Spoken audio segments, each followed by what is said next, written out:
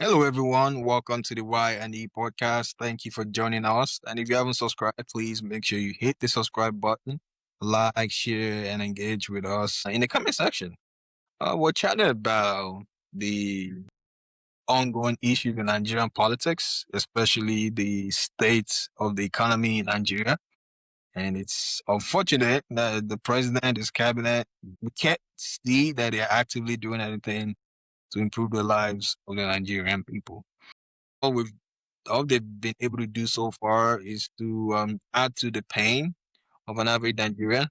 And recently, we saw that the president put out a statement basically saying that, his enemies are after him and he's a stubborn politician and they would not let him win because they're trying to use the insecurity issues to push him out. A couple of years ago, when they brought in Buhari, former President Buhari, is one of the tactics that they used. Pushed out protest when the gas went from maybe $80, 80 naira to 120 naira or something like that. But yeah, everybody showed up. All of our religious leaders showed up, and they tried to protest that uh government. And at the end of the day, they were able to push him out, and it's Tinubu's turn. Gas is almost 1,400 naira, and nobody's out there protesting. None of our religious leaders are out there protesting. And also the first lady too, she's distributing 100 trucks of rice and about 1.2 billion naira palliative to northern states and the FCT. So it looks like they're focusing on now instead of putting different programs in place, different policies in place that will help the Nigerian people over the next few years. They're focusing on the elections.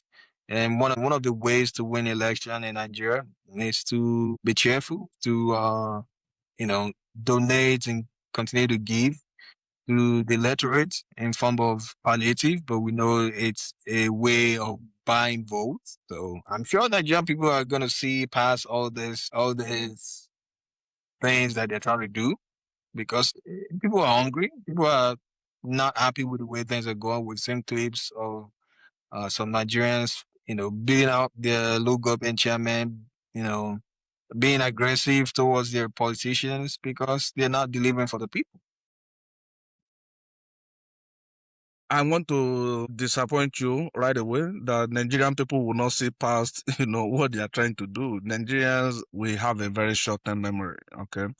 All of these things we are experiencing, the insecurity, the high cost of living, the nonchalant attitude of the president and the presidency, the lack of light, and everything else, in between, will be a thing of the past when it comes to election. Nobody will remember all of that again. And we'll be focusing on our immediate need, which is the urgent 2K for just one pot of soup. So we are wired like that. In fact, a lot of people will say, well, let me just take this money. If I take it, they will win. If I don't take it, they will win. So that is that. It's unfortunate how, what our politics has become. Politics of rice for the rice and by the rice. That is exactly what it is. There is insecurity, give them rice. There is inflation, give them rice. There is lack of light, give them rice. There is bad road, give them light. There is whatever happens, rice is the answer. So rice answered all things in Nigeria. It's unfortunate. It's unfortunate. I don't think we've had it this bad, before. So the formula to win election right now is rice. If you really want to win election, just go buy rice and distribute rice, and I guarantee you will win that election. It's unfortunate. What Tinubu and the wife, the kind of politics they are playing with Nigerians. Tinubu don't really care. He knows that he will win with or without our votes. He's still going to win. Nothing will stop it. He has everything at his disposal. Like I think I've said it before. Even if they put the three Peter Obi together, they will not be able to unseat him with vote. But after voting, you go home, right? You don't you don't know what happens to your vote after that. People tally that vote, people announce that result, we have our professors that they announce that result. So a lot of them, they are getting close to retirement age with little to nothing to show for their 30 years of service. So if somebody approaches them with a 50 million naira, with a choice of land, with a land in a choice area, or with a building that costs 100 million to announce them the winner, they will do it without thinking twice. So it's unfortunate. It's unfortunate. It's definitely unfortunate. I think at this point we've been around for a minute. I don't think we should be doing this kind of politics again, politics of rights, politics of palliative. I think we should have gone past that. And it's unfortunate that nothing is necessarily going to change. This is a slippery slope. Nigerian politics will continue to be like this. So long we keep recycling the same people, nothing is going to change.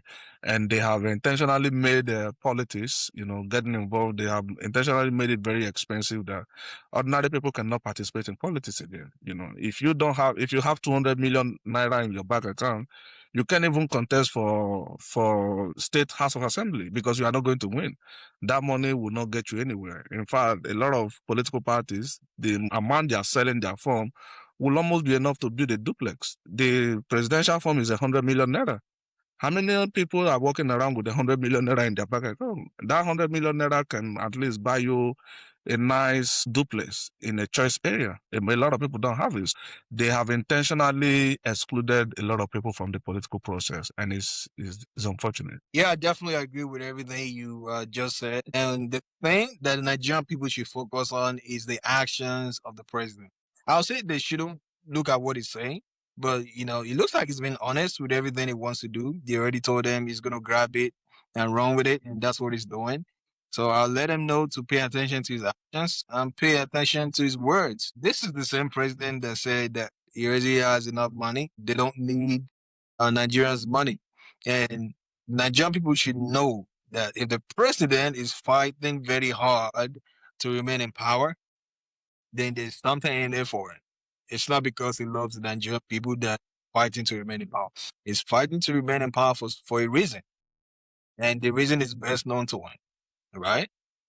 Then Nigerian people should know if this guy is refusing to leave, that they need to fight to push him out. They need to fight more to push him out because he already told you he's not gonna leave. He knows his enemies are gonna fight, and he's not a weak politician. He's gonna fight them to the last, uh, breath. And it's the man's business. You already told him it's his son, and he got in, and you're not gonna push him out easily. Now that he's in power, people should also advise them. When people say that they don't want you, they don't want you. Try to impose yourself on them, right? You already see what you're able to do, what you're capable of doing, and it's absolute nothing. And it looks like even Buhari's tenure is better than what the Nigerian people are experiencing right now. So if Nigerian people are saying, hey, Mr. President, we don't want you, then he needs to rethink his strategy, either fix the country, help the poor people, and just forget about the second term. And they've been borrowing a lot of money. Lately they announced another 500, maybe $1 billion loan, and they keep borrowing all this money without anything to show for it. The terrorists are having a field day with the military officers. The Nigerian military that used to be very powerful, very energetic, morale is low, funding is little to nothing.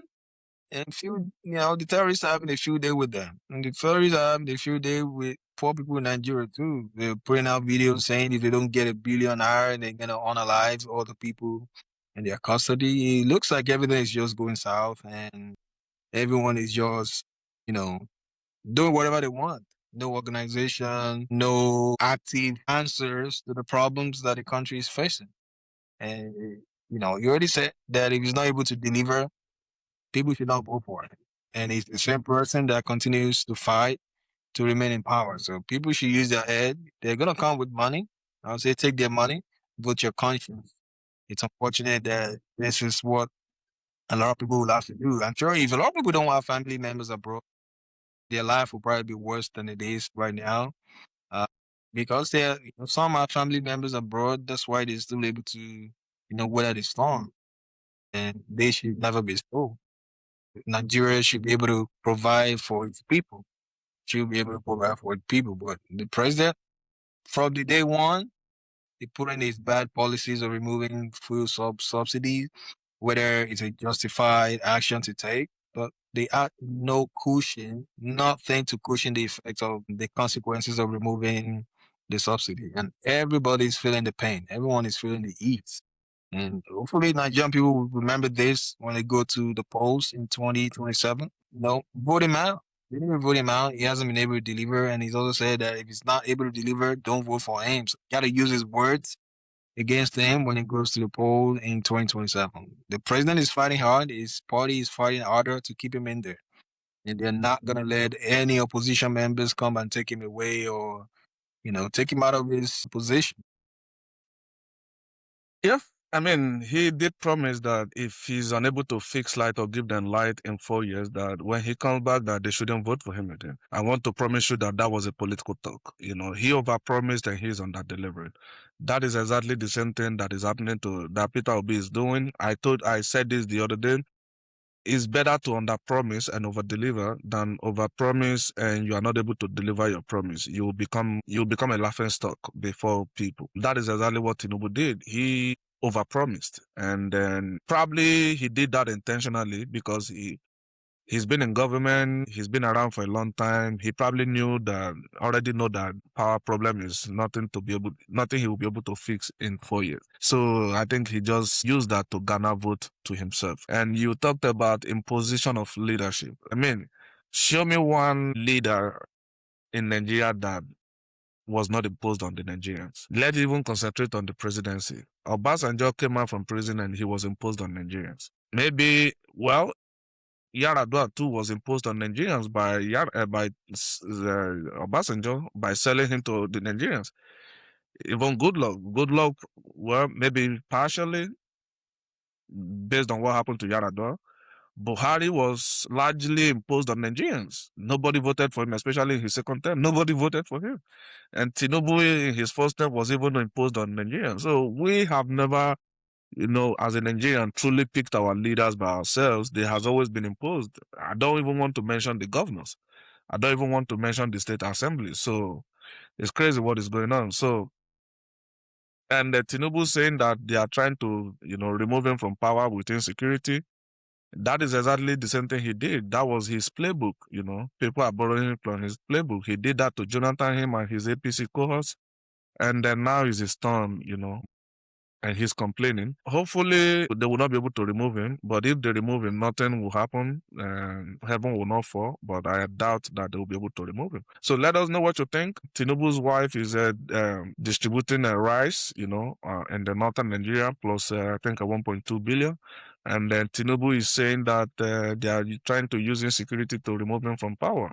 Let us know what you think, and we'll be happy to engage with you in the comment section.